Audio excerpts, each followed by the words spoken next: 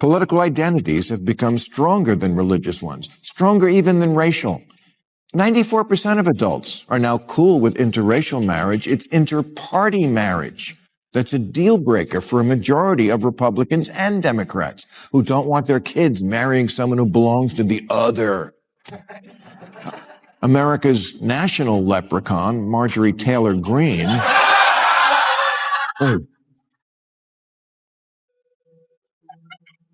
Bill Maher recently took aim at Marjorie Taylor Greene during a live television appearance, and the exchange quickly grabbed attention. Before we continue, if you enjoy short commentary videos with detailed analysis, make sure to subscribe to the channel. Now, back to the story. Within seconds, Maher gave Greene a nickname that was simple, funny, and instantly memorable. The internet picked it up almost immediately. He compared her to a small fantasy-style character, turning what sounded like a joke into something much bigger. Once a label like that catches on in politics, it can become difficult to shake. But there was more behind the humor. Maher used Greene as an example of how political identity has become one of the biggest dividing lines in America. He argued that many people are comfortable with differences in race, religion, or background, yet political disagreements can create even deeper barriers. His point wasn't just to make fun of her, it was to highlight what he sees as a growing problem in the country's political culture. The opening landed because Greene is a member of Congress, known for generating strong reactions and controversy. In just a few moments, Maher reduced a carefully built political image to something far less serious in the eyes of his audience. And that was only the beginning. The nickname got the laughs, but the sharper criticism came next. Maher followed up by comparing one of her favored political ideas to a major and deadly conflict from modern history, taking the discussion to a much more serious level. She didn't invent our country's polarization any more than she could spell it, but she's playing with the kind of fire that made Northern Ireland a living hell for so long when she says, "We need a national divorce. We need to separate by red states and blue states. We're done." And then she threw Biden's things out on the lawn and said, "I'll be at my mother's." Then Maher shifted his focus to one of Greene's most talked about ideas, the so-called national divorce proposal that she has promoted for years. Instead of treating it as just another political slogan, he argued that ideas like this can have serious consequences. He suggested that proposals aimed at separating Americans along political lines could create deep and lasting divisions. The message was clear. What may sound simple in a social media post could carry far greater implications in the real world. But after making that point, Maher quickly returned to comedy. He reframed the entire concept as if it were a messy family breakup, complete with people packing their belongings, storming out the door, and heading back to a relative's house. In a matter of moments, he turned a major political proposal into a scene that felt more like a neighborhood dispute than a national plan. Some critics argue that it's just comedy and that political jokes shouldn't be taken seriously. But supporters of Maher's criticism point out that similar concerns have been raised by academics, legal experts, and public officials for years. Many political analysts have warned that a political split of this kind would likely create major conflicts rather than peaceful solutions. Even some members of Greene's own party have publicly criticized this type of rhetoric. Legal scholars have also noted that the idea faces significant constitutional obstacles. That's why Maher's remarks resonated with many viewers. For them, the jokes weren't simply about getting laughs. They reflected concerns that have been part of a larger political debate for a long time, delivered in a way that was impossible to ignore. But a full third of likely voters agree with her and approve of a national divorce. With Texas the most enthusiastic, 66% of all voters there are ready to split, including 59% of Democrats. But just voicing this idea is dangerous because it reinforces the belief that you can't even talk to those people. You just have to somehow nullify their very existence by creating a country only of your type of people. It's always such a tempting thought, isn't it? If we could just keep the out. This is where the conversation becomes much bigger than just one politician. Maher pointed to polling data showing that support for ideas like a political split isn't limited to a small group of people. According to various surveys, a noticeable number of Americans have expressed frustration with the country's political divisions, and some have even shown openness to the idea of states going their separate ways. That was the deeper point behind the joke. Maher wasn't simply criticizing one member of Congress. He was highlighting how ideas that once seemed extreme have gained attention among portions of the public. What started as a fringe discussion has, in some cases, moved into mainstream political conversations. He then delivered what many viewers saw as his strongest argument. Maher suggested that once people begin seriously considering separation as a solution, it reflects a loss of faith in the idea of a shared nation. Instead of viewing political opponents as fellow citizens with different opinions, they start seeing them as obstacles that can no longer be tolerated. Supporters of Green argue that Maher was exaggerating. However, critics often point to some of her past statements as evidence of a broader concern.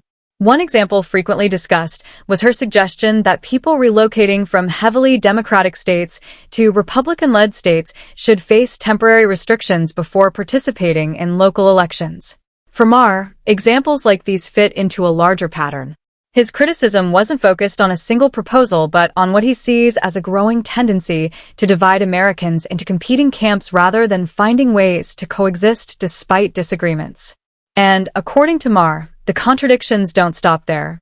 His next argument shifted attention to divisions within Green's own political movement, raising questions about whether the unity often presented in public is as strong as it appears. This would be such a great place, but where do you draw the line as to how much someone can disagree with you before they're an asshole too? Marjorie Taylor Greene and Lauren Boebert seemed pretty joined at for a while. They both loved but they reportedly had a bathroom fight in January, of course, over a guy, Kevin McCarthy. Next, Maher widened his target and brought one of Green's closest political allies into the discussion.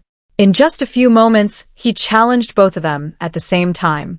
He portrayed the pair as political partners who often champion similar causes, focus on many of the same cultural debates, and appeal to the same audience. His argument wasn't really about their personalities, it was about consistency. The point he was making was simple. If political leaders struggle to maintain agreement and stability within their own circles, how realistic is it to trust them with major plans for reshaping the country? Some people dismissed the joke as a cheap attack. Others saw it differently. To them, Maher was highlighting what they view as a contradiction in modern politics. Leaders who frequently speak about unity within their movement often find themselves dealing with public disagreements, rivalries, and internal conflicts. That contrast became the heart of the joke. Maher suggested that before anyone starts proposing dramatic solutions for the nation, they should first demonstrate that they can keep their own political alliances intact. And according to Maher, the sharpest criticism was still ahead. What came next would be his most direct and hard-hitting argument of the entire segment. Marjorie, does this mean that Lauren doesn't get to live with you now in the new free republic of Jesus-sippy?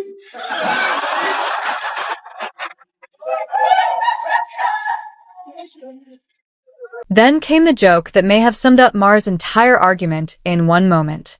He imagined a fictional country built around Green's vision and gave it an intentionally absurd name.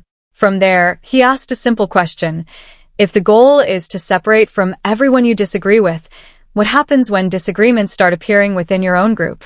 What if close allies stop seeing eye to eye on certain issues?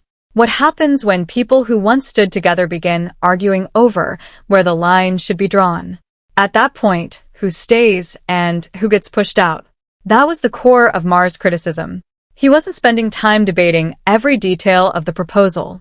Instead, he followed the idea to its logical conclusion and suggested that it quickly becomes difficult to manage once real-world disagreements enter the picture. His argument was that movements built around exclusion often face a challenge, defining exactly who belongs and who doesn't. As those boundaries become more restrictive, internal divisions can grow, creating new conflicts even among people who originally supported the same cause. Supporters may view his comments as comedy, while critics of the movement see them as a warning. Either way, Maher's message was clear. He believes that solving political disagreements by separating people into different camps doesn't eliminate conflict. It simply creates new disputes over where the next line should be drawn. And Maher wasn't finished. For his closing point, he shifted the spotlight to Green's own home state, setting up what many viewers considered the strongest part of his argument. And what about your own state of Georgia, which has a Republican governor and 2 Democratic senators? What are you going to do with the 2.5 million Georgia residents who voted for the Democrats? Put them on a plane to Martha's Vineyard? What about the 43% of Republicans who are for gay marriage? Does that make them rhinos, Republican in name only? And do rhinos get to live with you in Dan? Or do they all have to deport to Oklahoma? Then came what many viewers saw as Maher's strongest point of the night. Instead of focusing on national politics, he looked at Green's own home state of Georgia. His argument was straightforward. Georgia is represented by leaders from both major parties, and millions of residents support different political viewpoints. That reality alone raises a difficult question for anyone promoting the idea of a political separation. Maher's point was that political divisions don't exist in neat geographic blocks. Republicans and Democrats live in the same cities, the same neighborhoods, and often even the same families. The same pattern can be found in Georgia, Texas, California, and across much of the country. According to Maher, that's what makes the concept so difficult to put into practice. There is no simple line that can be drawn between Americans based on politics because communities are already deeply connected and intertwined. What made the segment stand out was how he built his argument step by step. He started with humor, moved into broader political criticism, and then returned to facts and examples to support his point. Whether viewers agreed with him or not, the structure of the argument kept the audience engaged from beginning to end. Over the course of the segment, Maher challenged several aspects of Green's message. He used jokes to question her public image, raised concerns about the practical consequences of political separation, pointed to polling that showed growing frustration among voters, highlighted disagreements within political movements themselves, and ultimately returned to the reality that Americans are far more connected than political slogans often suggest. For supporters of Maher, the segment worked because it combined comedy with a larger argument about national unity and political division. For supporters of Green, it may have felt like an unfair attack. Either way, it became a conversation that reached far beyond a single joke or a single politician. Now it's your turn. What do you think about Maher's criticism? Do you believe ideas like a national divorce deserve serious discussion, or are they unrealistic in a country where people of different political views live side by side every day? Share your thoughts in the comments below. If you enjoyed this breakdown, don't forget to like the video and subscribe for more political commentary and analysis.